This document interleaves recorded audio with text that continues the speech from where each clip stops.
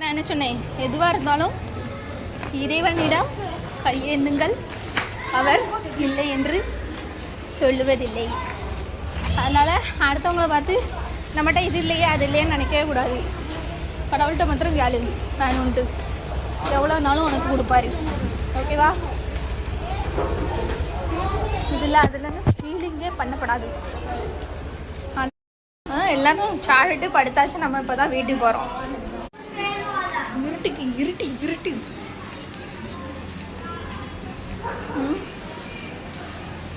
ஒரு கூட பின்னாடி ஒரு பேக்கு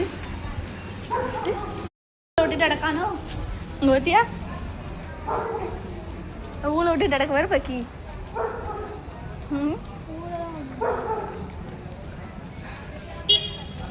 ஊழ தான் ஓடுதான்.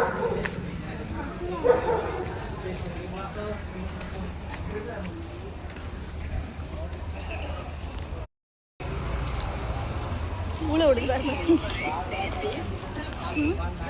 ஓய் எதுக்குள்ள கத்துற பைத்தியம் மண்டை.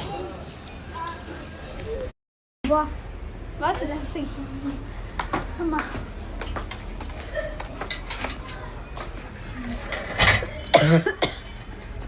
மாலையிலையே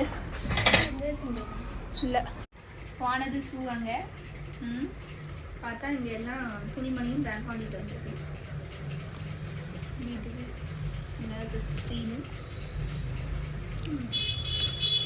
இவங்களுக்கு மாத்திரம் வேண்டியதெல்லாம் பார்த்து பிறக்குவாங்க. அதில் இந்த அம்மாவுக்கு தான் பூரா ட்ரெஸ்ஸு. எவ்வளோ ட்ரெஸ் வாங்கி கொடுத்தாலும் இந்த பிள்ளைக்கு பற்ற மாட்டேங்குதம்மா. துணிமணி எங்கள் அம்மா சொல்கிற மாதிரி துணிமணியாக சேர்த்து தள்ளுதாளுக 2 ரூபா அடிந்தாவோ அப்படிதான் அவள் பண்ணிடான். அம்மாவோட ஷூ நாளைக்கு தடவி சோப் பண்ணி அங்கே உள்ள வைப்பா. 3ஆவது நாள் அது குப்பையில் அடக்கும். துறப்பல அவகிட்டலாம் போவாத, நீ போய் விளாட போவாத அவகிட்ட. வர அவள் ஒன்று ரொம்ப மதிக்காமல் ரொம்ப இதாக நினைக்கா கேவலமா. நீ அவ கூட போய் ஃப்ரெண்ட்ஸுக்கு வைக்க ஒரு கசிக்கு அவள் அந்த நாய் நன்றிக்கிட்ட நாய் அந்த பிள்ளை. கடிச்சு துப்புது பேர் ரப்பர் பண்டு.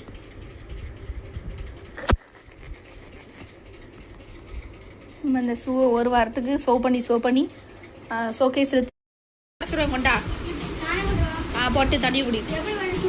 ஆமாம் சும்மா போட்டால் போயிடும்.